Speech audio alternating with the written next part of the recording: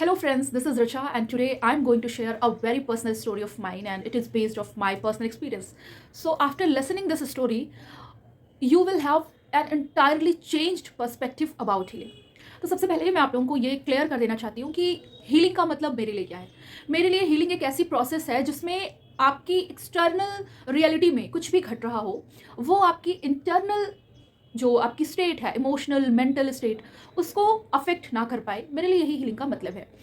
तो मैं पिछले 1 साल से लगातार खुद पर काम करते हुए, लगातार नई नई चीज़ें सेल्फ डिस्कवरी में सीखते हुए, मैं कई बार बहुत निराश महसूस किया करती थी और मुझे लगता था कि इसका विजिबल कोई रिजल्ट क्यों नहीं दिख रहा है। ये सब कुछ इतना एब्स्ट्रैक्ट है कि इसके रिजल्ट्स आपको बहुत ही विजिबली नहीं दिखते।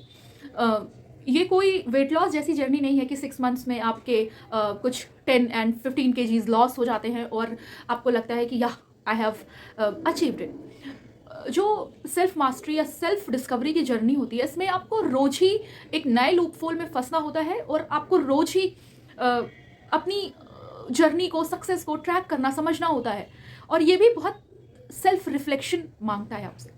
तो पिछले साल में मैंने एक किताब पढ़ी, the rituals of happy soul by Deepanshu Giriji. तो इस किताब में एक चैप्टर है, 9 नंबर chapter, connecting to the core. और इस किताब में वो कहते हैं कि once you have established that you are all alone and there is no help coming to save you in any situation, then congratulations, you are now on your path to becoming a legend, as you can now unleash the superpowers in you. इसमें ये यही बताते हैं कि यदि आपने खुद को ये समझा लिया है कि आप बिल्कुल अकेले हैं और कोई भी आपको बचाने नहीं आ रहा है, तो फिर आप बधाई के पात्र हैं और आप अपने भीतर जो निहित महान शक्तियां हैं उनको खोलने की तरफ आगे बढ़ रहे हैं। ये पहला कदम है, ये स्वीकार करना कि आपकी मदद के लिए कोई नहीं आ रहा। सो अब आते हैं हम अपने आज के एक्सपीरियंस पर कि क्या हुआ। आज वेकेशंस के बाद मेरा पहला वर्किंग डे था और मैं अभी कल ही अपने वर्क प्लेस पर लौट कर आई थी। बहुत ज़्यादा रात हो जाने के कारण मैं अपनी गाड़ी को सर्विसिंग के लिए नहीं दे पाई और मैंने सोचा कि एक दिन वर्क प्लेस पर जाकर और थोड़ा सा सेटल डाउन होकर फिर वर्किंग आवर के बाद लौट कर गाड़ी को सर्विस कराएंगे और देखेंगे कि इसमें क्या ख़राबी है और उसके इश्यूज़ जो है वो शॉर्ट आउट कराएंगे। आज सुबह जब मैं सोकर उठी तो मैंने देखा कि बहुत ही ज़्यादा डेंस फॉग था और बहुत ज़्यादा सर्दी थी, टेम्परेचर बहुत ज़्यादा गिरा हुआ था। तो मैं उठी और अपना सुबह के जो भी काम थे उनको निपटाने के बाद मैं अपने काम के लिए निकली और रास्ते में ही मेरी गाड़ी सडनली बंद हो गई।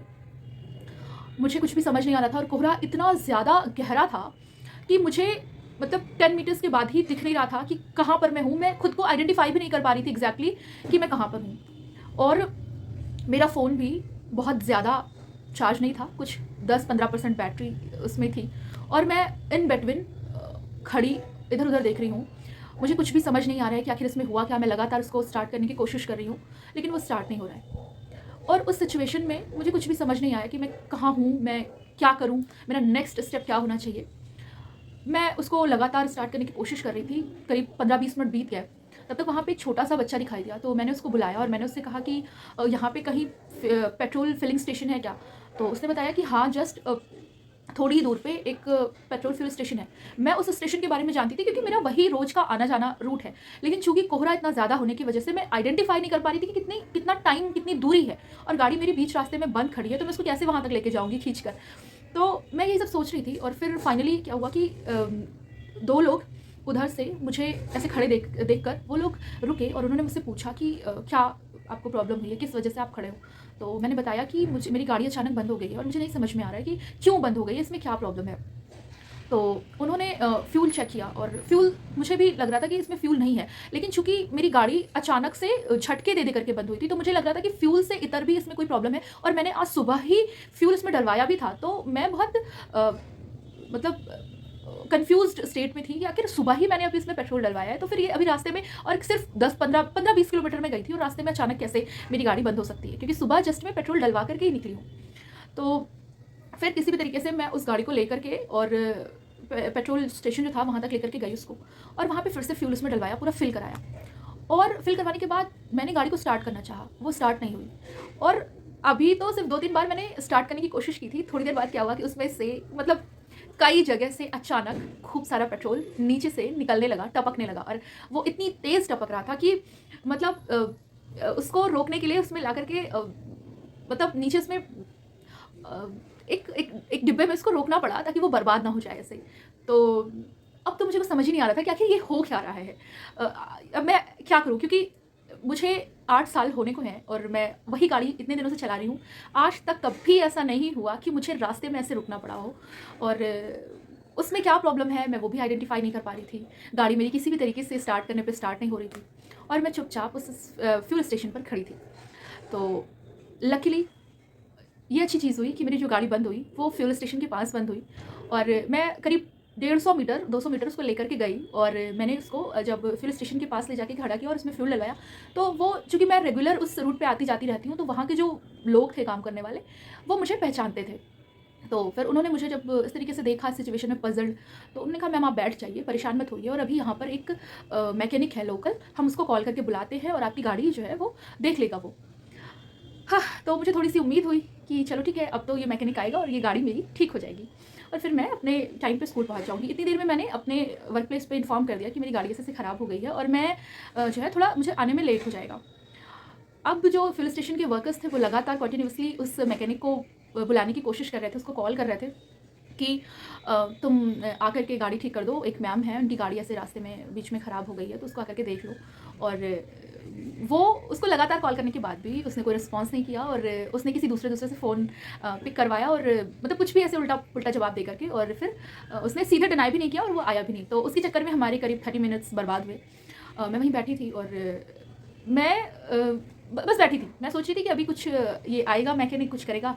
तो जब ये समझ आ गया कि नहीं ये कुछ भी नहीं करने जा रहा, तो मेरे लिए किसी से भी हेल्प लेना बहुत बड़ा टास्क होता है, और मैं अपने किसी काम के लिए किसी से मदद नहीं ले पाती, मेरे लिए बहुत मुश्किल होता है। मैं अगर किसी से अपने काम के लिए कुछ कहती हूँ तो मैं कम से कम 100 बार सोचती हूँ तब जाकर कह पाती हूँ। तो मैं बहुत ही ज़्यादा इस मामले में बहुत ही कमज़ोर हूँ मदद ले पाने में।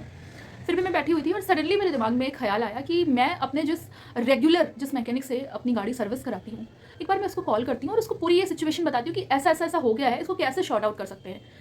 तो मैंने उसको कॉल किया, and within some seconds उसने बहुत ही कामली ही सेड, मैम आप अपनी गाड़ी वहीं पे पार्क कर दीजिए, और आप अपने वर्क प्लेस पे जाना चाहती हैं तो आप आराम से चले जाइए, और चाबी आप अपनी वहीं पेट्रोल स्टेशन पे दे दीजिए, और मैं भी किसी को भेज के आपकी गाड़ी मंगवा लूँगा और उसको सर्विस कर दूँगा। तो मैंने कहा ठीक है। मैंने चाबी दी और उसके बाद गाड़ी वहीं छोड़ के और फिर मैं अपने वर्क प्लेस की तरफ चली गई। फिर वहाँ से मैं लौट के आई, तब तक मेरी गाड़ी आ चुकी थी और उसकी सर्विसिंग चल रही थी, और सब कुछ शॉर्ट आउट हो गया। अभी भी मुझे मेरी गाड़ी मिली नहीं है, वो सर्विस के लिए ही खड़ी है, ठीक किया जा रहा है उसको।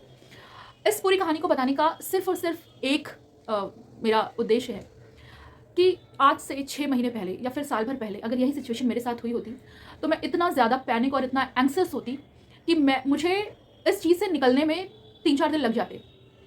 और मैंने इसमें सबको इन्वॉल्व किया होता, अपने फ्रेंड्स को, अपने फैमिली मेम्बर्स को, और जो भी मेरे वेल विशर्स क्लोज्ड वंस हैं, उन सबको इसमें इन्वॉल्व किया होता, उनको इन्फॉर्म किया होता, और ये चीज़ जैसे शॉर्ट आउट हुई है, शॉर्ट आउट इसी तरीके से हुई होती या फिर किसी ना किसी ऐसे ही प्रोसेस से शॉर्ट आउट हुई होती। लेकिन ये चीज़ मेरे लिए इतनी ज़्यादा बड़ी बन जाती कि मेरे लिए एक बहुत ही मतलब एक रफ़ मेमोरी के तौर पे मेरे ज़हन में कैद होती। इस पूरी घटना के दौरान एक चीज़, एक बदलाव जो मैंने अपने भीतर नोटिस किया, आई वॉज रिलैक्सड। गाड़ी बंद हो गई है, ठीक है, बंद हो गई है तो कुछ दूसरा सोचते हैं। गाड़ी को खींच के ले जाना पड़ रहा है, ठीक है, खींच लेंगे। मेरे ज़हन में एक भी सेकंड के लिए ये ख्याल नहीं आया कि मुझे किसी को इन्फॉर्म करना चाहिए। मैं बस ये सोच रही थी कि इसको कैसे बेस्ट पॉसिबली हैंडल किया जा सकता है। पूरे समय मैं एकदम रिलैक्स, कोई स्ट्रेस नहीं, कोई कन्फ्यूज़न नहीं, कोई डर नहीं, कोई अनसर्टेनिटी नहीं कि ये कैसे ठीक हो जाएगी।